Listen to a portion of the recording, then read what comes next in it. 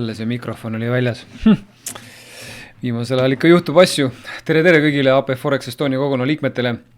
Ja kui sa oled parasjagu vaatamas seda siis ka salvestusena kuskilt, kindlasti vaata see video lõpuni, sellepärast et nendes videodes on alati head infot, olulist infot. Kui sa tahad siis Forex robotitega just eriti, mis puudutab Avor ja Prime'i tooteid edukas olla, räägime igasugustest erinevatest teemadest siin videodes ja see on siis järjekordne neljapäevane video, mis oleks pidanud laivis aset leidma küll õhtul kell 7, aga kuna õhtul kell 7 on üks teine üritus, kuhu ma kindlasti pean minema, siis teen selle lihtsalt salvestusena, kes praegu laivis vaatab, siis väga hea, et said tulla. Kindlasti küsimused, kommentaarid on teretulnud, samamoodi enda kogemuste jagamised on teretulnud. Vaata, kas me saame siit see mikker vist natukene läägi, paneme siit niimoodi. Okei, aga siis hakkame aga pihta, mis siin ikka. Räägime siis, käime üle siis tulemused, Kratos X, Gearbox, Flash, Raidar, siis käime üle uuendused, nii Raidar kui Kratos ja tegelikult ka Kratos X.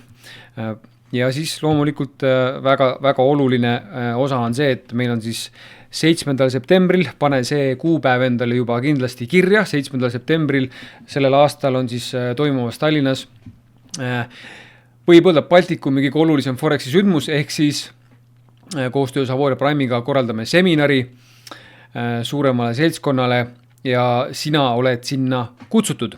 Aga sellest siis räägime lähemalt kõige viimase asjana. Kõigepealt siis lähme kohe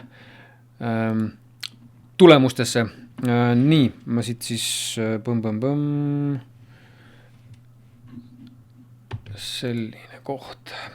Ja avastasin, et mul on ju olemas tegelikult endal veebileht, kus on siis olemas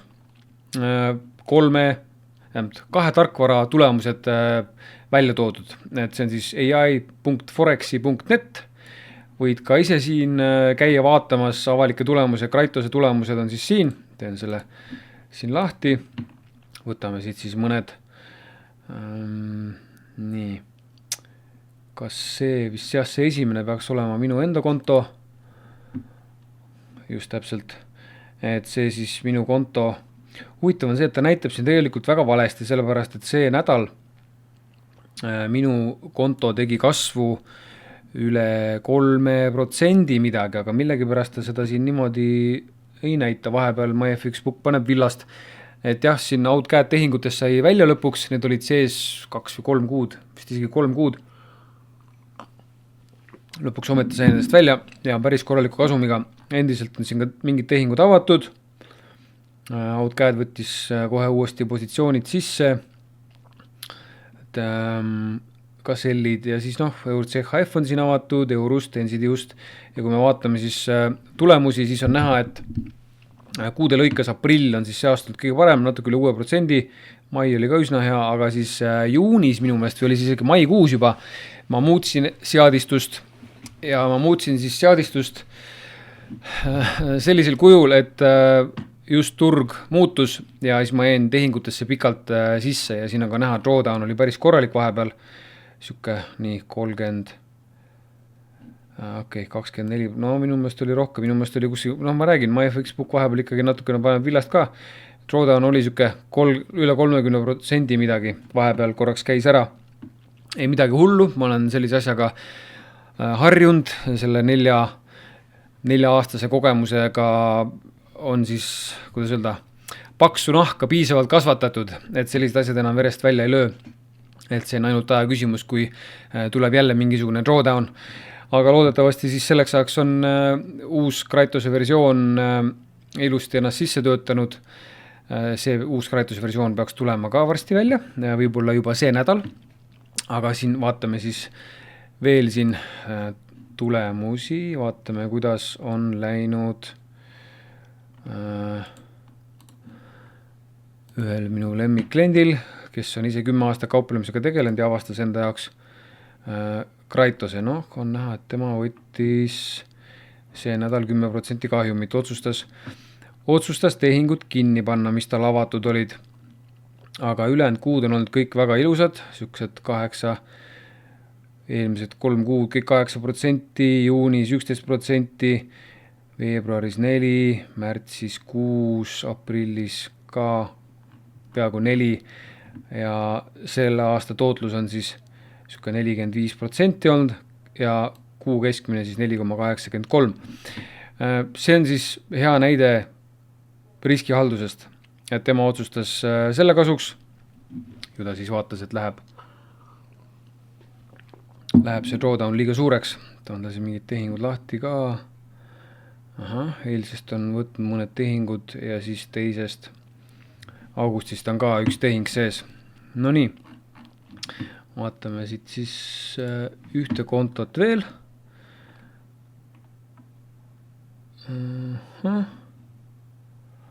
Vaatame ka seda kontot, mis on siis üks vähe suurem konto, balance on 18 000 ja noh, ma ütleks, et väga rahulikult on tiksunud keskmiselt 2% kuus. Kui nüüd vaadata kuude lõikes, no väga stabiilselt toimetab 3%, 2%, 1,5% ja kui ma õigesti mäletan, siis see konto jookseb siis default seades. Avatud tehingud ei saa vaadata, aga saame vaadata suletud tehingud ja siit on näha siis ka seda, et initial trade on 0,12 lotti, ehk siis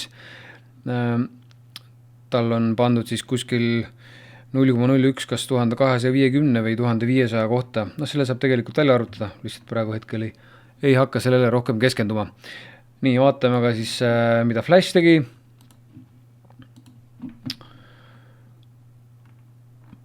Nii, noh, see on see legendaarne konto, mis on siis jooksnud veebruarist 2022 ja siin on näha, et see kuu on teinud 1,13% kasumit, see nädal on teinud 0,41% kasumit, täna on siis neljapäev ja vaatame siis, mis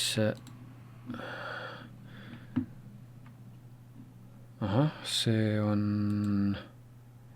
28, okei, see ei olegi uuendatud ammu, hästi, vaatame siit ikka vähe värskemaid, see on siis minu enda konto, siuke väiksem konto, mille ma otsustasin siis käima panna ja aeg-ajalt siis hakkan sinna kapitali ilmselt juurde panema. Veebruarist alates jooksnud, keskmiselt 2,8% kuus teinud, drawdown on olnud üsna madal, 12,7%. See kuu on teinud 1,57 kasumit ja noh, siuke aprill oli kõige parem, mai oli ka päris hea, juuni, juuli, august, noh, on kõik sellised turud on ka teistmoodi liikunud või siis võib öelda, et nad ei olegi liikunud ja sellepärast ei ole ka siin mingeid erilisi kasumeid tekkinud. Nii, ja see konto on siis üks üsna värske konto. See on märtsist alustanud, keskmiselt 6,3% kuus teinud kasumit. See kuu on 2,6% juba ees.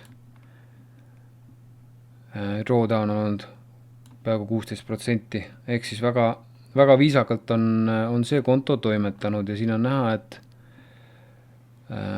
lot size on tal natukene kõrgem kui tavaliselt, sellepärast see tulemus ka selline on, aga samas drawdown on väga mõistlik, nii et väga hea tulemus.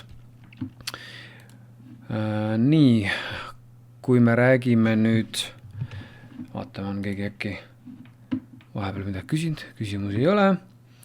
Lähme siis edasi, võtame lahti Gearboxi,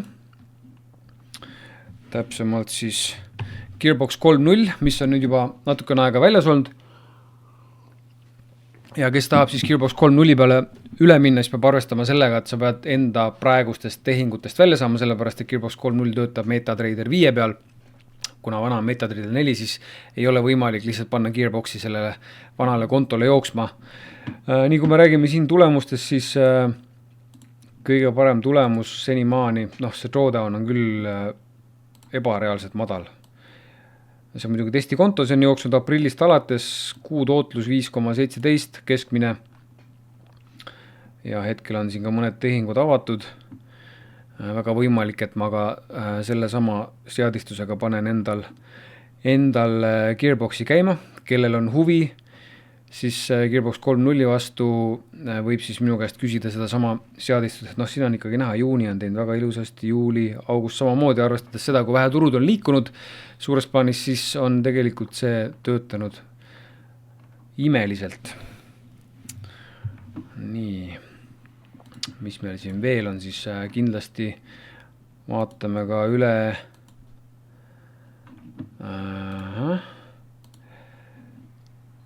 Fingo Pro 5. Läks valesse kontosse jälle.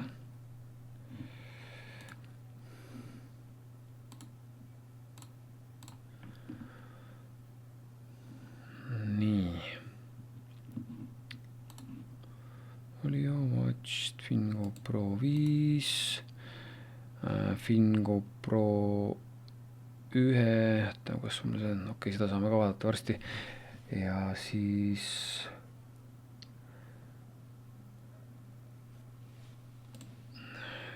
Gearboxi konto. Nii, vaatame siis.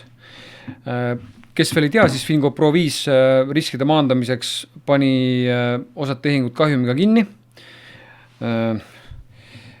Üks kolleeg küll ütles, et kui ei oleks need kinni pannud, oleks praegu 250% kasumit ees.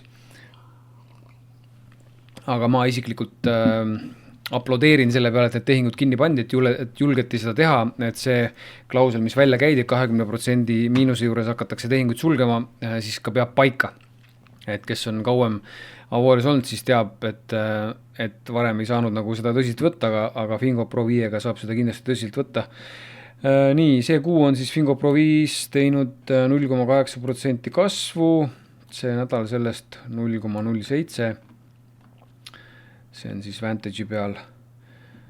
Kui ma olen vaatanud siin mõne inimese kontot, enda kontol, ma ei ole ammu käinud, peaks minema vaatama, mis seal toimub, siis need numbrid tegelikult olid ilusamad kui siin see 0,8%. Okei. Nii, vaatame, Fingo Pro 5 peaks ka siin all olema, Fingo Pro 1 tähendab, vabandust, full risk, vaatame, kuidas selle läheb. Keskmiselt, okei, see on disconnected praegu igatahes, ma tean, et see töötab, ma pean siis tegema märkuse, et nad selle uuesti ära ühendaksid. Nii, siis, okei, Gearbox. Gearbox on siis, see nädal teinud, see on siis vana Gearbox, on see nädal teinud 3,2% kasvu ja see on siis default seades ja ainult 2 paariga, mis on nagu täiesti ulme tegelikult ja ta on väga stabiilselt teinud siin 3-4% kuus. Juuli oli natuke rahulikum, aga üldiselt toimetab väga ilusti ja Gearbox on siis tarkvara, mis on Avoria platvormil olnud kõige kauem.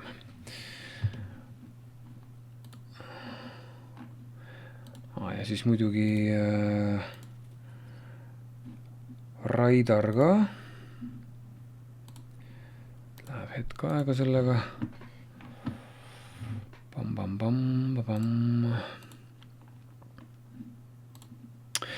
Raidari puhul veel nii palju, et Raidaril siis on nüüd lõpuks nii, nüüd on õiged pidi. Raidariga on nüüd niimoodi, et on siis tulemas uus lisasignaali allikas, mis on siis, nagu ma aru saan, kas 2 või 3 aastat on seda nagu jälgitud ja lõpuks siis nüüd otsustati see asi siis käsile võtta, nagu ma aru saan, praegu käib siis tarkvaraga liidestamine, see võib võtta aega siis selline 2-3 nädalat ja siis peale seda peaks saama Raidarile siis uue signaalipakkuja külge panna. Nii, vaatame. Aga mis ma tahtsin näidata on see, et Raidari signaalide kvaliteet on kõvasti paremaks läinud. veebruaris, kui ta sai lansseeritud, siis hakkas ikkagi seal kohe mingisugust jama tegema, mis sest, et eelnevad 2,5 aastat oli väga ilusti töötanud, nagu ikka ajastusega alati ei lähe kõige paremini ja kui me räägime nüüd siis nendest uutest signaalidest, mis nii-öelda selle vana provideri poolt tuleb, palju vähem on tehinguid, aga need tehingud on kasumlikumad ja seda on siis ka näha tegelikult tulemustes, et see on nüüd siis seadistus, kus siis tehingud sulgetakse TP3 peal, ehk siis kõige kõrgem take profit, see on siis see kuu teinud 1,57% kasvu, see nädal on siis 0,82. Ja TP2 on siis samamoodi hakanud kasvu näitama, siin on näha, samamoodi on teinud ülesse, on teinud siis see kuu 0,43% kasvu.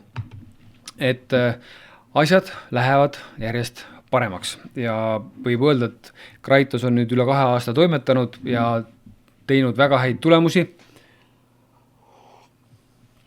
ja ilmselt jätkab siis samas vaimus, kui me räägime nüüd Kraitose uuendustest, siis Kraitos ja Kraitos X on tulemas siis välja uus versioon, kus on siis sisse ehitatud hedge ehk siis vastupidiste tehingute võtmine selleks, et drawdown oleks madalam ja samal ajal kasum jääks samaks või isegi kõrgem. Nii vaatan, kas ma leian siit selle foto ülesse sellest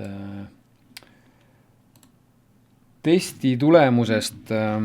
Tehakse siis backtesti praegu ja ma siis näitan ühte tulemust praegu teile. Siin on siis näha, et mis ta siis on 1. juulist kuni siis augustini välja, see on siis 2 kuud põhimõtteliselt, tegi 99,56% kasvu, maksimaalne drawdown oli 37, see on muidugi backtest ja backtesti siis tehakse selleks, et optimeerida seadistus, et kindlasti ei tasu nüüd loota, et hakkabki niimoodi olema, et iga kuu saad 50% kasvu, et ma tean, siin osad testijad ongi teinud järjepidevalt siin nüüd kuu aja jooksul ka nii-öelda siis reaalsete nagu tehingutega, mis sisse jooksevad väga head kasvu.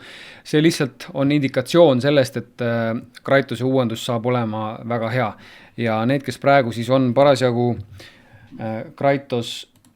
Kraitosega või Kraitos X-iga avatud tehingutes, Kraitos X on nagu selles suhtes veel eriti hea, et see välja tuleb, sest et seal on ikkagi oluline, et oleks nii-öelda turvatud kõik tehingud, sest et kuld liigub üsnagi kiiresti, üsna palju ja kes siin on veel praegu siis kullatehingutes, mis on avatud ja on miinuses, siis ma kahtlustan, et nendest peaks saama üsna varsti välja, et siis kindlasti tasub kannatlikkust koguda ja vaadata, kuidas siis uus Kraitose versioon tööl hakkab. Muidugi uus Kraitose versioon ehk siis Kraitose Elite nii siis kullale kui ka valuutapaaridele hakkab olema saadaval ainult nendele, kellel on Silver Access Pass.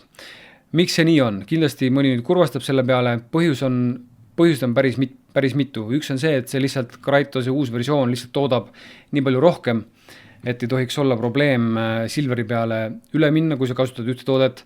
Ja teine põhjus on see, et lihtsalt selle arenduse sisse on läinud nii meeletu summa, et see tuleb kuskilt ka tagasi teenida. Et need asjaolud lihtsalt nii on praegu, et see on hea motivatsioon siis tõsta enda kontode suurusi või siis avada lisakonto, kuhu siis panna Kraitos või Kraitos X endal tööle, nüüd kui see uuendus välja tuleb. Aga siia lõppu, siis veel mis ma tahtsin öelda, on see, et 7. september hotell Hestia Euroopa, see on siis aadressil Paadi 5, ma näitan ka seda saali kohe, vot selline näeb välja, on siis tulemas seminar. Meile tuleb ka siis kohale Avore Prime'i omanik Bill isiklikult Ameerikast ja kes tahab siis temaga enne seda seminari kokku saada, et arutada mingisuguseid teemasid, siis kindlasti võtab minuga ühendust. Samuti tulevad meil ka külalised siis Horvaatiast ja võib-olla tuleb kedagi veel, et praegu töö käib selle nimel ja teemad siis, mis saavad kindlasti kajastamist, on see, kuidas vältida skämme, kuidas kasutada neid roboteid ja samamoodi, kuidas teha endale pikk plaan, kuidas siis nii-öelda luua endale vundament selleks, et olla kauplemises edukas ja ka investeerimises üldisemalt edukas ja loomulikult ka Billi enda lugu, mida ta siis kindlasti ka räägib, on väga liigutav ja tal on tõesti nagu selles mõttes see mees on kõva missioonitundega ja loomulikult saab ka sealt tulla ja kätt suruda. Kindlasti võtta kaasa sinna ka enda sõbrad, pereliikmed, kellel ei ole huvi, aga kellel on huvi selle vastu, kuidas sul läheb ja kes siis sa saad anda sellega head infot lihtsalt inimestele, enda sõprade tuttavatele ja mine sa tea, võib-olla leiad endale ka mõttekaaslasi siis enda seltskonnast. Et ma ütleks, et praegu minu poolt kõik. Varsti tuleb siis täpsem info selle kohta, kuidas sinna üritusele saab. Okei, ma saan tegelikult juba ka näidata seda